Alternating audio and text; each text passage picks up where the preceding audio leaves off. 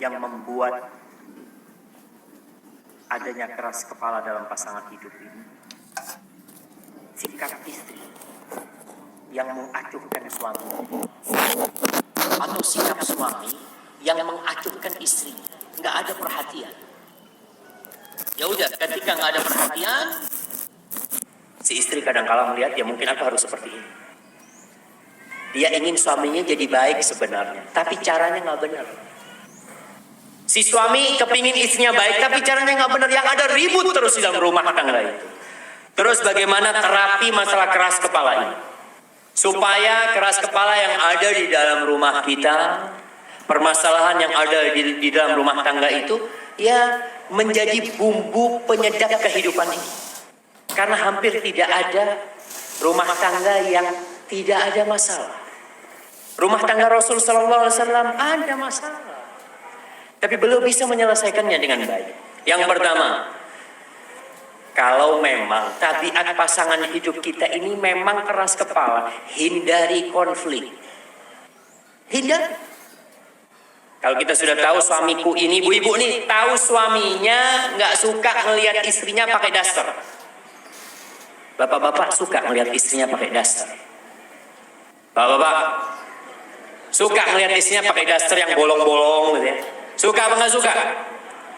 Diam semua. Ya gimana Ustaz? Sudah itu adanya Ustaz, kita syukur. Nggak rata-rata lelaki itu suka dengan wanita yang cantik, dengan pakaiannya yang seksi, Masya Allah. Antum bisa bayangkan masuk rumah, istri dengan pakaian mini, dengan pakaian yang seksi. Antum mungkin, na'udzubillah, ente lagi kenapa? Kata dia. Karena biasa pakai daster. Maka ibu-ibu melihat, suaminya tahu nggak suka, apa yang tidak disukai dengan suaminya, tinggalkan. Nggak perlu mengatakan, ya biarin dia lah nggak suka. Apa urusan anak? Suamimu, kau punya kewajiban menghargai suami, menghormati suami. Begitu bapak-bapak, kalau tahu istrinya ini punya tabiat kasar, ada wanita-wanita yang memang tadi itu di rumah tangga sebelumnya dia dididik harus menguasai di rumahnya. Maka di sini kita harus melihat apa yang diminta oleh istri kita. Pulang, kita dapat rezeki, beliin hadiah buat istri kita. Belikan, apalah, kalau mungkin bukan orang yang fulus ya, dia bisa belikan tali rambut ya. Ana mau tanya, siapa yang dalam bulan ini belikan tali rambut buat istrinya? Ana kasih hadiah. Mana? Masa nggak ada? Tali rambut, apa? Wah, baju mah biasa itu mah. Tapi ada aksesoris yang perempuan tuh suka. Kita lewat toko, berhenti. Ada tali rambut yang baik ya, ada jepit rambut yang baik, bungkus yang bagus tuh kasih. Ibu-ibu seneng nggak dibeliin tali rambut? Apa katanya? Diam semuanya. Kalau tali rambut mah banyak Ustaz. Emas Ustaz. Ya hari-hari sukanya sama zahab, sama emas. Maunya yang kuning-kuning, belikan yang kuning-kuning. Ya maksudnya belikan gelang-gelang kuning yang aksesoris ada. Usahakanlah kita melihat istri kita nih harus diobatin. Jadi sakit. Dari rumahnya kita bawa memang dia keras kepala. Kita hindari. Ketika masuk rumah, istri kita lagi marah, jangan marah. Abu Darda radhiyallahu ta'ala anhu mengatakan kepada istrinya, ya Ummat Darda, wahai Ummu Darda, idza ghadibtu faraddini wa idza ghadibti rabbaituki. Wahai Ummu Darda nih, kalau aku lagi marah, tolong engkau jangan ikut marah. Kadang-kala istri ngomong, Ustaz, ana nggak salah Ustaz, dia yang salah. Ya mana mau ana disalahkan, jangan. Ini kita tahu, suami tahu udah keras kepala. Kalau dia lagi marah, udah ngomong, maafkan aku. Seperti sabda Rasulullah SAW, seorang wanita yang penghuni surga itu, kalau suaminya lagi marah, kalau si perempuan lagi disakitin, perempuan itu akan datang kepada suaminya. Dia letakkan tangannya di tangan suaminya. Hadhihi yadi fi yadika, la aktahilu bi ghamdin hatta tarda. Wahai suamiku, tanganku ada di tanganmu. Aku nggak akan tidur. Aku tidak akan memejamkan mataku sampai engkau ridho kepada aku. Masya Allah. Padahal yang salah suaminya. Perempuan kayak gini nih, itu yang bisa menyelesaikan masalah rumah tangga. Tapi kalau perempuannya sok, yang lihat suaminya marah, ente mau marah, duduk sini, kita marah-marahan. Nanti yang ada bertengkar sebenarnya. Hindari konflik. Kemudian tadi, berikan tambahan perhatian. Berikan tambahkan kasih sayang. Dengan kita berbagi hadiah ya kepada istri kita yang mungkin dia tadi itu keras di rumahnya. Insya Allah jamaah. Ibu-ibu nih dengerin juga. Kalau suami ibu-ibu itu macan, singa yang ganas. Singa tuh bisa tunduk nggak? Bisa ditundukkan. Singa yang biasanya melihat manusia menerkam, diginikan datang. Masya Allah. Kalau singa bisa, masa suami ibu-ibu nggak bisa? Bisa. Pakai apa, Ustaz? Jangan pakai pelet, dosa. Ada orang-orang yang pakai ilmu pengasihan. Tuh ilmu-ilmu yang kesyirik-syirikan tuh hati-hati tuh banyak tuh di Jawa. Datang kepada dukun. Walaupun dukun sudah berkurang sekarang. Yang ada kikun.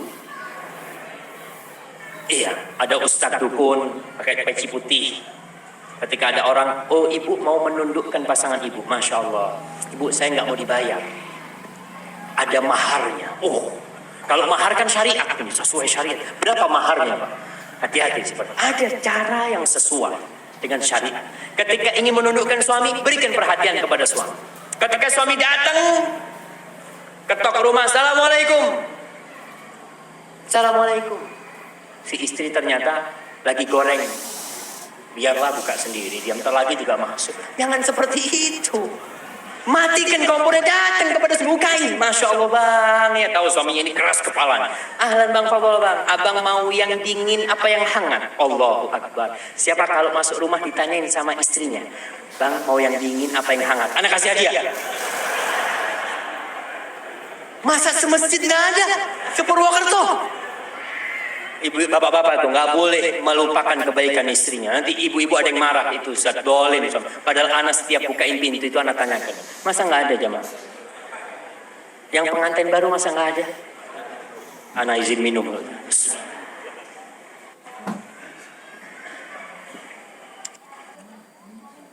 Maka tolong, alhamdulillah, berikan tambahan perhatian. Suami datang, tanyakan bang mau yang hangat atau yang dingin. Duduk suaminya ya. Kadang-kala istri kan suaminya telat datang malam. Si istri udah nunggu di depan pintu. Iya, ntar lagi anak marahin. Jangan. Suaminya mau dimarahin jangan. Biar dia datang masuk rumah. Masya Allah bang. Abang capek tentunya sampai telat datangnya bangnya. Masya Allah. Sini bang, abang duduklah, anak pijetin kakinya dipijetin ya. Itu subhanallah. Suami yang awalnya mungkin benci sama istrinya, tunduk lepek-lepek sama istrinya. Itu diperbolehkan dalam Islam dengan memberikan perhatian untuk ngobatin yang sakit ini tentunya. Kemudian membiasakan diri untuk mengalah. Ketika mulai ada keributan di rumah, ngalah. Kata orang Jawa, sing waras ngalah. Bapak-bapak istrinya lagi sakit hati, lagi marah sama kita, bapak-bapak tenang, harus adem. Rasul sallallahu alaihi wasallam mengatakan, ana za'imun bi baitin fi rabadil jannah liman tarakal mira'a wa in kana muhiqqan. Kata Rasul sallallahu alaihi wasallam, aku menjaminkan apa?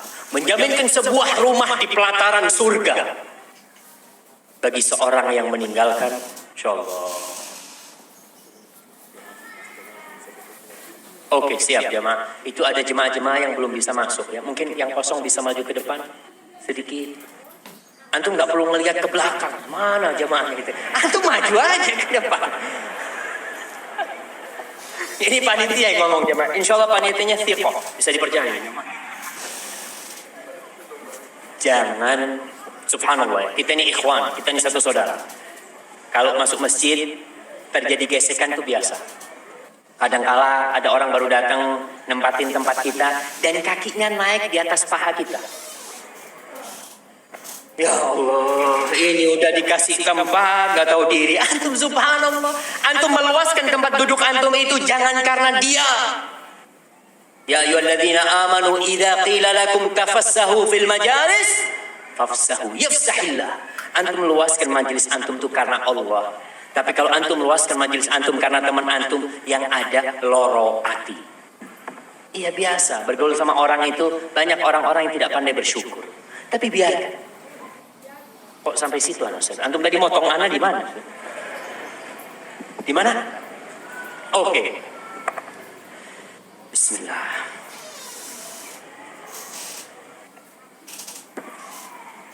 Alhamdulillah. Nah, ana za'imun bi baitin fi rabadil jannah liman taraka al-mira' wa in kana muhiqqan. Aku akan menjaminkan sebuah rumah di pelataran surga bagi seorang yang meninggalkan perdebatan walaupun dia benar. Jadi suami istri ini kadangkala perdebatannya hal-hal yang seharusnya tidak diperdebatkan. Ngomong sama istrinya, di rawon paling enak itu di mana ya? Oh, di sini. Mulai ribut. Oh enggak, di sana yang paling enak. Oh, ente belum nyoba, ana udah nyoba di sana. Mulai ribut gara-gara rawon. Ada hal-hal yang tidak perlu diperdebatkan. Ada seorang suami istri, cerita ini benar. Suami istri ini lagi nonton bola. Suami istri sama-sama suka bola. Nonton bola di Arab sana. Si istri pegang A, si suami pegang B. Ketika melihat ternyata jagoan istrinya menang. Kata istrinya, "Ore, menang." Apa kata suaminya? "Anti tolib. Engkau aku ceraikan." Oh, Akbar. Karena sakit hati gitu kan. Makanya hal-hal yang tidak bermanfaat, hati-hati. Jangan sampai berdebat untuk sesuatu yang remeh, sesuatu yang memang udahlah ngalah. Tapi seorang istri kalau lagi ngalah nggak perlu ngomong sama suaminya, "Iyalah bang, yang waras ngalah." Itu berantem lagi karena merasa suaminya nggak waras gitu kan. Udah bismillah. Jadi suami pun ketika istrinya marah katakan, "Astagfirullah, astagfirullahaladzim. Aku mohon maaf kepadamu wahai istriku. Aku mohon maaf atas segala dosaku." Padahal yang salah istrinya kan. Tapi kita maaf. Selesai. Si istri akan cinta sama kita. Tapi kalau suami nggak pandai menyelesaikan masalah di rumah tangga itu, ribut terus, maka yang waras ngalah. Kemudian ibu-ibu jangan pernah menantang suaminya. Jangan pernah. Kalau menantang suami berarti yang kalah ibu. Karena suami sebagai pemimpin, dia tuh sebagai pemimpin harus dihormati, harus dihargai. Kalaupun dia punya salah, beda caranya. Di dalam Islam bagaimana memperbaiki komandan dan bagaimana memperbaiki anak buah. Bagaimana Islam menjelaskan kepada umat manusia, kepada para suami, kalau istrinya nggak baik nih, cara suami memperbaiki istri yang salah. Kalau yang keras kepala tadi udah kita jelasin. Kita harus tahu yang pertama bahwa istri kita tuh memang bengkok. Rasul Shallallahu Alaihi Wasallam menekankan hal itu supaya suami sadar bahwa istri dia memang seperti itu, memiliki kesalahan-kesalahan yang susah untuk diperbaiki. Nabi SAW mengatakan, "Istawsu bin nisa, fa innal mar'ata khuliqat min dhila'." Kalian jaga itu perempuan. Nabi memberikan wasiatku agar kalian menghargai itu perempuan, menjaga itu wanita. Kenapa? Karena sesungguhnya wanita itu diciptakan dari tulang rusuk yang bengkok. Fa inna a'waja syai'in fi dhila'i a'la. Yang paling bengkok yang paling atas tulang rusuk itu. Fa in dhahabta tuqimu, kalau kau ingin luruskan, kasarta, patah.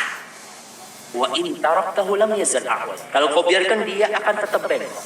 Terus gimana? Fastausu bin nisa. Udahlah, kau yang penting tahu istrimu tuh kayak gini. Dalam hadis lain Rasul sallallahu alaihi wasallam mengatakan, "Fadariha ta'ish biha." Kau berusaha berlemah lembut dengan perempuan itu, insya Allah rumah tanggamu akan bertahan. Nggak lama kita hidup di dunia. Bismillah, yang ada ini diopeni di rumah. Terus Allah Jalla Jalaluhu mengatakan, wa ini imra'atun, oh bukan, ini berkaitan dengan wanita, dengan kaum lelaki. Wallati takhafuna nusyuzahunna. Di dalam surat An-Nisa ayat 34 Allah mengatakan, dan wanita-wanita yang kalian takut mereka itu tidak taat, nggak nurut sama suaminya, apa yang harus dilakukan? Kata Allah Jalla Jalaluhu mengatakan, fa'idhuhun, kasih nasihat.